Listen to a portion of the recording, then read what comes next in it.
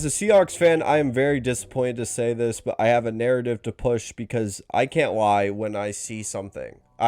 When I look at a certain player in the NFL, one that has been talked about over the past couple years, one that has been consistently mentioned in a lot of sports talk shows. Colin Cowherd have talked about it. Obviously, Pat McAfee, ESPN.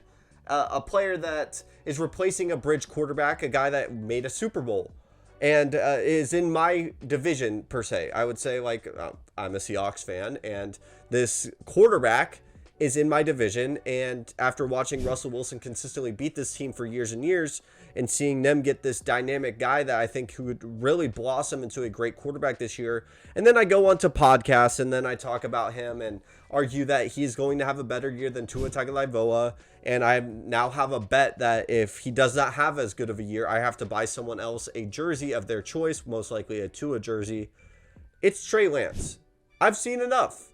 I've seen enough in the preseason to make this prediction that Trey Lance is a dark horse MVP candidate. I am ready to die on this hill. I think that Trey Lance has great potential this season. I'm not just saying that he's going to be a subpar quarterback. I'm putting these expectations on him, even though they're not really deserved. We should give him a little bit more time. We're talking about a second-year quarterback, but I see a trend in the NFL of second-year quarterbacks blossoming, and I'm ready to take a stand and say that he is going to be the next guy. We see Lamar Jackson, year 2, after playing a little bit in year 1, MVP. We see Patrick Mahomes wait behind Alex Smith, a great bridge quarterback, and he blossoms into one of the best quarterbacks we've ever seen. Now, do I have that expectation for Trey Lance? I do not. But I think Trey Lance, talent-wise, there's too many physical traits that kid has to not be he has a great situation. He has an offensive-minded head coach that is building a situation around him who has gone to a podium and said, Trey, you are the QB1. They have not given Garoppolo away because Garoppolo is most likely going to get cut and then be put onto some team and be a bridge quarterback somewhere else. But I'm not here to talk about Garoppolo. I'm here to talk about Trey Lance because I think that, yes, he's going to have some stumbling moments in the NFL. It's going to happen. He's going to have some really subpar games. We saw Lamar Jackson have those moments in his MVP year, especially in the playoffs against the Titans. And then we see it with Patrick Mahomes from time to time. But even though Patrick Mahomes is not a guy that you can really compare to just because Patrick Mahomes is Patrick Mahomes, Trey Lance is a dark horse MVP candidate. Because let me paint the picture for you. A guy who comes in, has all this hype, I would say a lot of haters as well.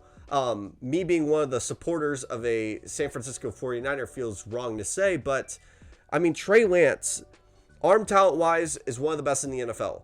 I think his ability to extend plays and his arm accuracy is great. I think his accuracy can be a little bit wishy-washy from what we have seen, and that's the thing. We are using the unknown right now. I'm using the unknown to build hype for Trey Lance because I'm a Trey Lance believer.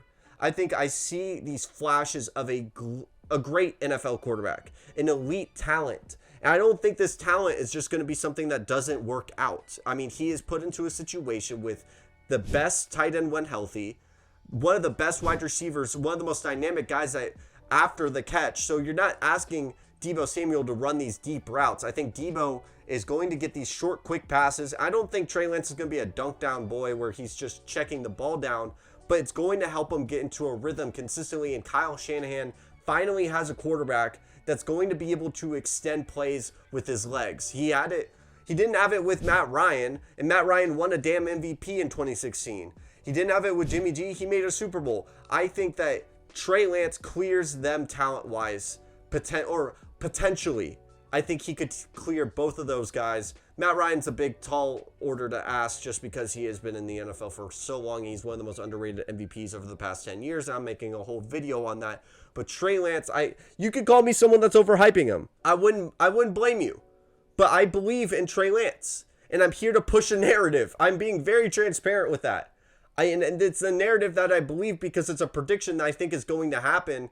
And I want to be right on it because I think Trey Lance, coming out of North Dakota State, hasn't played football in his final year, is a guy that's been developing. And it's going to take a couple games in the NFL to really get his legs underneath him. But once those legs are there, and I think they will be there, we are looking at an elite prospect. This is one of those guys that I watch in the draft process, and I just see a dude that could really be an elite talent in the NFL. One of those guys that just has that next step. We saw it with Josh Allen. Even though he looked like a bust in the first 2 years, he had that elite arm strength. Patrick Mahomes was seen as this gunslinger that always made mistakes in college. He comes in, refines his game, and now he's one of the best quarterbacks of all time. I would say top 5.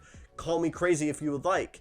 I mean, we look at these guys at the upper echelon. Aaron Rodgers, they have these elite natural talent, and Trey Lance has those. He just has to put them on to the football field, and I think that he will.